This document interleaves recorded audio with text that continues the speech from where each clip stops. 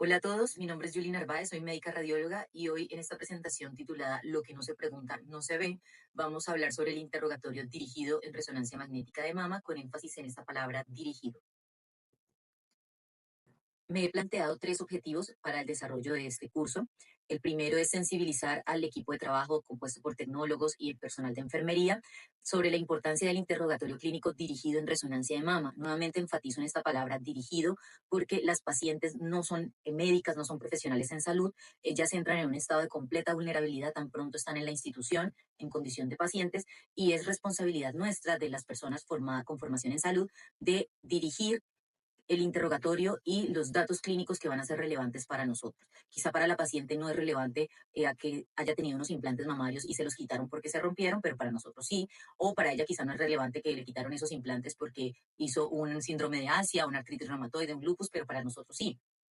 El segundo objetivo sería establecer una cultura de recolección de datos clínicos pertinentes que impactan directamente en la interpretación, correlación y categorización BIRATS, que para eso hemos dispuesto de unas listas de chequeo para recolección de datos que vamos a exponer más adelante.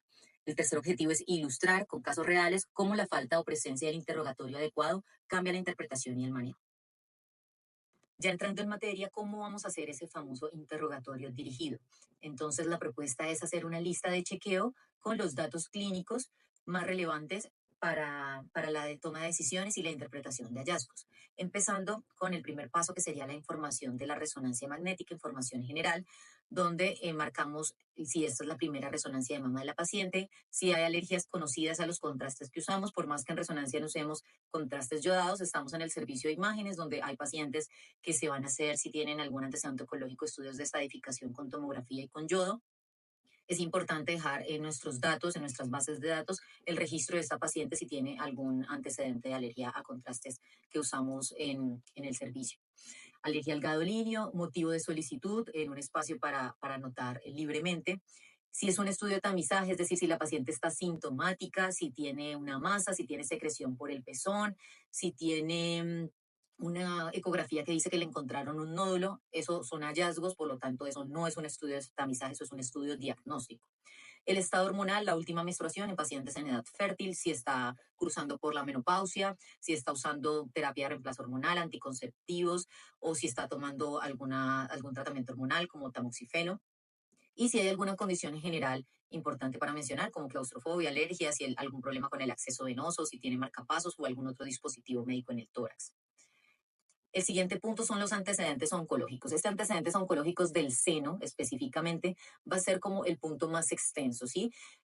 Tenemos la primera pregunta, antecedente o diagnóstico previo de cáncer de seno. Si no tiene, pues pasamos inmediatamente al tercer punto, pero si tiene antecedentes de cáncer de seno, aquí debemos ser minuciosos y aquí es donde específicamente debemos dirigir a la paciente porque ella no tiene por qué saber qué datos son relevantes para nosotros y cuáles no, ¿sí?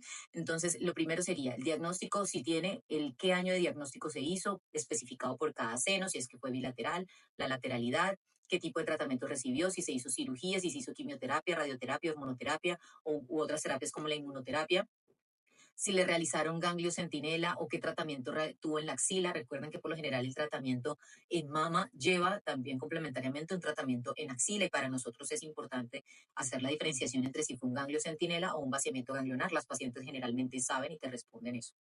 El tipo de cirugía oncológica, aquí ya vamos a escudriñar un poquito más en qué tipo de cirugía se hizo la paciente. ¿Es una mastectomía? ¿Le sacaron todo el seno? ¿Es una cuadrantectomía? ¿Le sacaron solo una parte del seno? Puede ser que aquí esta información parezca redundante, pero he notado en los interrogatorios que hay una dificultad para diferenciar cuándo es mastectomía o cuándo es cuadrantectomía. Entonces, si sacan todo el tejido mamario, es una mastectomía. A veces dejan el complejo areola-pezón. Entonces, por más que la paciente tenga areola y pezón, eso no implica que le hayan sacado el tejido mamario. Entonces uno le pregunta a la paciente, ellas saben, ellas están bastante familiarizadas con esto y también el año de la cirugía es importante para nosotros. Y ya para finalizar con los antecedentes oncológicos, en caso de mastectomías, ¿le hicieron alguna reconstrucción? ¿Con qué le reconstruyeron el seno a la señora? ¿Le pusieron un expansor es esos dispositivos que son como globos que se van inflando con líquido, con solución salina por lo general, y después le pusieron un implante o directamente le pusieron el implante. El implante pues ya es de silicona y no hay necesidad de estarlo llenando, es digamos que una reconstrucción definitiva. Le hicieron un colgajo, le sacaron parte de grasita del abdomen o de la espalda y se la pusieron en el seno. Le hicieron lipoinyección o lipotransferencia. Este antecedente es importantísimo por los cambios tan notorios que hace en el tejido mamario. Entonces, si uno ve una paciente con lipoinyección, que consiste en que te agarran tejido adiposo del abdomen o de otras zonas del cuerpo en jeringas y lo inyectan en la mama. Eso deja como unos nodulitos, unas bolitas de grasa en el tejido que a veces se puede confundir con nódulos reales, e incluso tuvimos un caso en el servicio el año pasado donde uno de esos nódulos era un poquito diferente a los demás y resultó ser una recidiva por un cáncer de seno. Y también finalmente el año en que se realiza esa reconstrucción. Ya si la paciente tiene antecedentes oncológicos y hemos diligenciado esto, pasamos a los antecedentes oncológicos de otros órganos, que también los puede haber. Hay pacientes que tienen tumores sincrónicos de colon, de tiroides, de ovarios, ¿sí? Entonces debemos diligenciar esto, si lo tiene o no, qué tipo de tratamiento recibió, cirugía, quimioterapia y el año de diagnóstico. Ya terminando esta parte de los antecedentes oncológicos, pasamos al cuarto punto, que es los antecedentes quirúrgicos de la mama. ¿Le han operado los senos? Si no, listo, pasamos al siguiente punto. Si sí le han operado los senos, ¿por qué? Acuérdense que no solo el cáncer de seno es motivo de entrar a un quirófano, la patología benigna existe, también es importante, de hecho es la mayoría, y muchos pacientes pasan por cirugías en los senos por patología benigna. Entonces es importante registrar en qué fecha, si se puede el mes y si no únicamente el año, la lateralidad. Cuadrantectomía, acá puse mastectomía porque es raro que una paciente vaya a mastectomía por un cáncer, por una patología benigna, pero no es que sea imposible. He visto casos, entonces es importante registrarlo. Y a veces esas cirugías benignas también se acompañan de reconstrucción. A veces hay secuelas y resultados estéticos como no esperados, y esas pacientes solicitan a sus médicos que le hagan una reconstrucción, ya sea con inyección de grasa o con implantes o lo que sea. El quinto punto va a pasar por los implantes mamarios, ¿sí? Recuerden que esto, la idea es que no nos vamos a demorar todo esto que nos estamos demorando, porque rara vez veremos una paciente que tenga todos estos antecedentes juntos, pero cuando los tenga es necesario tomarse el tiempo de buscar esos datos. Entonces, si la paciente no tiene implantes, listo, siguiente punto. Pero si los tiene, ¿en qué año se colocó? Si es la primera vez que se los coloca o si ya estos son los segundos o los terceros implantes, ¿por qué se los cambiaron? No es lo mismo que se los hayan cambiado porque la paciente se aburrió y ya no quería tener más implantes, a que se los hayan cambiado porque tuvo una ruptura o tuvo un encapsulamiento o presentó un síndrome de Asia. Entonces es importante, ellas por lo general saben, dicen, no, me cansé, o no, se me rompió, o me quería poner más volumen, entonces por eso me los cambié. Si se explantó, si la paciente tuvo implantes, pero ya no los tiene, ¿por qué? ¿Por qué se los cambiaron? Eso también es importante dejarlo registrado. Si ha tenido antecedente de biopsias en los senos, si no los tuvo, pues si no las tuvo, pasa al siguiente punto, y si los tuvo, especificar si fue una biopsia guiada por ecografía, es decir, si se la hicieron en el mamógrafo o si se la hicieron en el ecógrafo, en qué año, en qué lateralidad, el resultado, si fue benigno o no. El séptimo punto pasa por los antecedentes familiares. Entonces, si tiene antecedentes familiares o no, el grado de parentesco no es lo mismo que sea la hija a que sea la abuela, la tía abuela, ¿sí? La edad de diagnóstico también es importante. Por lo general, si es menos de 55 años, hay más posibilidad de que el cáncer sea heredofamiliar. Si es más de, si le dio a los 70 años a la mamá o a los 90 años, pues ya está más relacionado con la edad. Genética, las pacientes tienen enfermedades genéticas conocidas, muchas de ellas, uno si no lo preguntan, las pacientes no van a decir nunca eso, pero ellas saben, sobre todo las que les han hecho estudios genéticos y les ha salido alguna mutación, ellas lo saben muy bien y hasta te dicen el tipo de gen que tienen mutado. Entonces es importante también preguntar específicamente este dato. Finalmente, los estudios previos, si los tiene o no, si son de este último año, si los trajo, si es una ecografía, una mamografía, resonancia, pues lo preguntamos en el primer punto, pero todo esto es importante preguntar. Un décimo punto, lo puse más adelante, serían los anexos.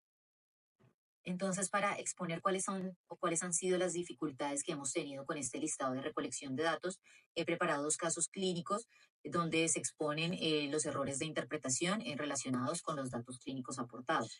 Entonces, teníamos esta paciente de 49 años que vino a hacerse un control, según dice acá, de rutina de cáncer de mama. Cuando uno lee control de rutina, eso es como te lleva directamente a la palabra tamizaje, ¿sí? O sea, es una paciente no tiene nada, la paciente está completamente asintomática y viene porque le toca justo en este mes y en este año su control. Entonces, tamizaje interrogado. Pero abajo dice que sí tiene un diagnóstico actual de cáncer de mama. Entonces, es una contradicción. Yo no puedo estar haciéndome un chequeo de rutina y tener actualmente un cáncer de mama. No, no es un control de rutina. Tengo un cáncer de mama y me están haciendo una evaluación. Por eso, o sea, sería ya un estudio diagnóstico. Ahí ya me cambia el asunto. También dice más abajo que tiene un antecedente de cáncer de mama derecha, un antecedente antiguo, ya trató un cáncer de mama derecho ya tratado, pero le hicieron una mastectomía bilateral. y no queda claro por qué. Porque si el cáncer fue derecho, sacaron ambos senos. Hay razones para hacer eso en la clínica, claro que sí, pero no me está dejando claro cuál fue el motivo. Tiene una mutación genética, tenía otro hallazgo de sospecha en el otro lado, entonces hay datos aquí que no me cuadran. Em, el antecedente, el diagnóstico actual de cáncer de mama con un antecedente de una mastectomía anterior también es como raro. O sea, si ya me hicieron mastectomía y me sacaron el tumor, porque ahora estamos con un diagnóstico actual de cáncer de mama. Puede pasar porque a veces hay recidivas en piel, pero entonces ante todas estas dudas que surgen, nos vemos forzados a consultar en la historia clínica del SAP, ¿sí? En los datos clínicos que tomaron los mastólogos y los oncólogos. Cuando revisamos la historia clínica, encontramos que efectivamente no se trata de tamizaje, que la paciente efectivamente había cursado con un cáncer de mama derecho antiguo y que actualmente se había hecho una cirugía en el seno izquierdo donde le sacaron parcialmente una lesión maligna, un carcinoma ductal infiltrante. La patología informó que los márgenes quedaron comprometidos. ¿Qué quiere decir que los márgenes están comprometidos? Que sacaron solo un pedacito del tumor de la lesión. Entonces, que el otro pedazo o la otra porción de la lesión está en la mama. Eso se lo realizaron aproximadamente en abril del 2025. Entonces, en abril del 2025, en enero del 2025, perdón. Entonces, el hallazgo en resonancia era completamente normal, pero como era un estudio que tenía una patología que tiene comprometidos los márgenes, por más que no se vea por imágenes, el diagnóstico histológico ya está. Eso corresponde a una categorización BIRAT 6. Entonces, por eso se dejó esa categoría.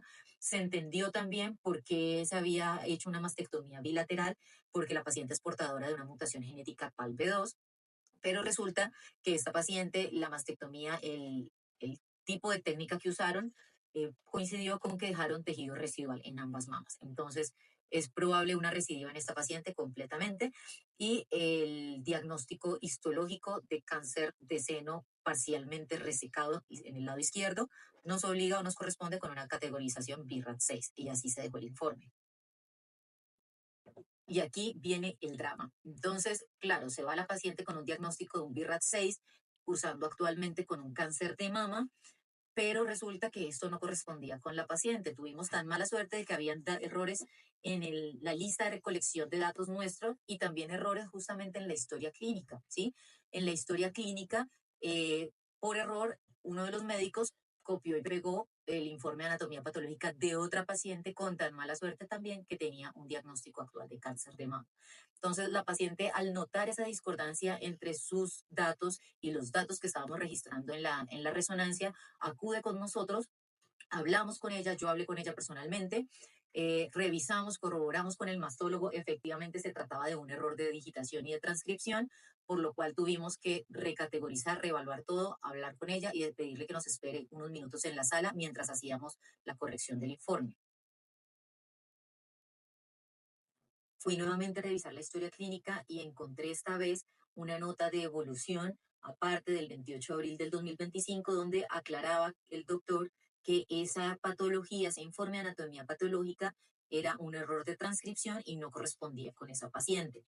Entonces, ya en ese contexto, teniendo que la paciente tenía su antecedente de cáncer de mama derecha con su mastectomía reductora de riesgo bilateral, su mutación genética con un estudio completamente normal con implantes, la opinión y la interpretación cambia y es compatible con un BRAF 2, es decir, hallazgos normales. La paciente puede seguir con su vida normal. Hicimos, por supuesto, la nota en la historia clínica. Yo me disculpé con la paciente, le expliqué todo. Le entregamos ya el informe corregido y la señora se fue tranquila con una cita prioritaria con el mastólogo que ayudamos a gestionar y ya el mastólogo la vio y está en control simplemente por sus implantes para ver si eventualmente se los cambia o se los quita o qué decide hacer con ellos. Pero de la parte oncológica nada hay que preocuparse hasta el momento. Con este caso aprendimos entonces que es responsabilidad del servicio de radiología solicitar los datos a la paciente que van a ser pertinentes para interpretar los estudios y el servicio de radiología no puede delegar esa responsabilidad a otro servicio. Si el otro servicio, llámese oncología, cirugía de mama, ginecología, comete un error en el interrogatorio, nosotros también vamos a tener ese error y vamos a inducir al error, pero la responsabilidad es de radiología, ¿sí? Radiología debe obtener sus propios datos mediante un interrogatorio dirigido y registrarlos. Y quiero enfatizar en esto porque es muy común en los interrogatorios de resonancia de mama ver párrafos extensos copiados y pegados de las historias clínicas. Uno sabe de dónde se copió exactamente y uno se da cuenta que el resto de los espacios están en blanco, se copia y se pega X párrafo de X historia clínica en el espacio donde les permite pegar y el resto está en blanco. Entonces, no estamos tomando los datos nosotros, estamos perdiendo la oportunidad de que la paciente nos corrija algún error que otro colega haya cometido y encima estamos trayéndonos esos errores también al servicio. Este siguiente capítulo de la charla lo vamos a dedicar a hablar de los protocolos extendidos y abreviados de resonancia de mama. Como su nombre lo indica, el protocolo abreviado tiene menos secuencias, por lo tanto es más corto. La duración aproximada es de 3 a 10 minutos. El protocolo extendido es el que usamos habitualmente en la institución, con todas las secuencias con las que ustedes ya están familiarizados. Y la importancia o la diferencia más importante acá, perdón, es el objetivo. El objetivo de un protocolo extendido es el diagnóstico, mientras que el protocolo el objetivo del protocolo abreviado es el tamizaje, ¿sí? Nunca debemos usar un protocolo abreviado en una paciente con hallazgos. No debemos usar un protocolo abreviado en paciente que está en control post-neoadyuvancia, ni en paciente, incluso hay protocolos extendidos recomendados para pacientes de alto riesgo con antecedentes importantes. Lo que quiero que les quede claro es que el abreviado se usa solamente en el tamizaje y por eso debemos ser muy estrictos en establecer qué pacientes son las que pueden ir a un protocolo abreviado y cuáles no. No existe protocolo abreviado para diagnóstico, eso no debemos hacerlo, no está, que hay instituciones que lo hacen, por supuesto, pero no está recomendado y está incluso desaconsejado en las guías internacionales. Entonces vean la diferencia en cantidad de secuencias y duración de un protocolo extendido versus un protocolo abreviado según lo que recomiendan para algunas instituciones. El tiempo de adquisición de uno va como en los 30 minutos, mientras que en el otro va a estar 5 minutos. Eso puede optimizar el rendimiento y la agendación de otros estudios de resonancia, ya sea de mama o de otras regiones. Sin embargo, es esencial el aprender a diferenciar qué paciente puede ir a cada uno. Lo que yo propuse en su momento es un protocolo resumido extendido que está descrito en la literatura, tiene una duración aproximada de 10 minutos y nos permite unas secuencias adicionales para caracterizar lesiones en caso de que, como es posible que tengamos mientras se establece, digamos que la cultura de diferenciar bien qué paciente va a qué protocolo.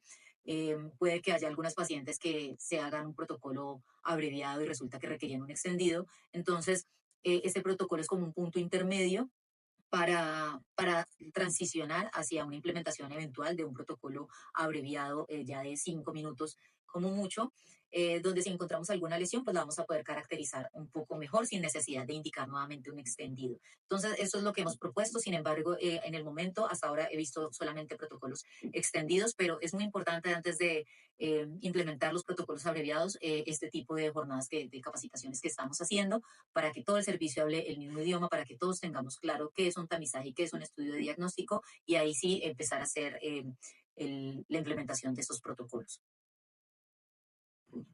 Entonces, para establecer qué protocolo es apropiado para qué paciente, he propuesto este esquema de 5 pasos, empezando con un primer paso en donde vamos a clasificar el objetivo clínico del estudio. El objetivo es hacer tamizaje o hacer diagnóstico. Entonces, el protocolo abreviado lo vamos a usar en pacientes que tengan alto riesgo, sin síntomas y sin hallazgos clínicos de relevancia. El protocolo extendido lo vamos a usar cuando vamos a caracterizar lesiones, cuando queremos ver extensión tumoral, valorar respuestas al tratamiento. Ese sería el primer paso que debemos tener en cuenta. El segundo paso sería verificar la disponibilidad y la calidad de estudios previos. Si no tenemos estudios previos confiables o si se trata de una paciente recién llegada a la institución, es preferible optar por el protocolo extendido, mientras que si hay un seguimiento claro de imágenes estables, se puede considerar un protocolo abreviado. En el tercer paso debemos evaluar las características clínicas y los antecedentes de la paciente. Entonces, si la paciente tiene implantes mamarios, cirugía oncológica previa, reconstrucción o síntomas como secreción por el pezón, masa palpable, vamos a necesitar un protocolo extendido. Si la paciente está completamente asintomática, pero tiene un riesgo familiar o genético alto, sin hallazgos, ningún tipo de hallazgo ni síntoma, vamos a un protocolo abreviado. El cuarto paso sería definir entre el protocolo técnico de adquisición las secuencias y la duración. Entonces, en el abreviado estableceríamos si vamos a usar una o dos secuencias post-contraste. Nosotros pues ya presentamos eso en su momento y dejamos claro que nos gustaría hacer ese extendido abreviado. Eh, con 2 secuencias post-contraste y una duración máxima de 10 minutos, mientras que en el extendido hacemos todas las secuencias morfológicas, todo el dinámico, la difusión, todo completo. Y el quinto punto sería consensuar cuáles son los criterios institucionales con el comité de mama o grupo de radiología. Este quinto paso, quinto punto, estaríamos ya haciéndolo justo en este momento, capacitándonos entre nosotros, hablando sobre cuándo se debe usar cada protocolo, registrar los datos clínicos en el informe y eventualmente tendremos que hablar con el resto de los servicios para establecer guías internas de indicación y facilitar la decisión entre cuál de los dos protocolos usar. Muchísimas gracias y que tengan un feliz resto de día.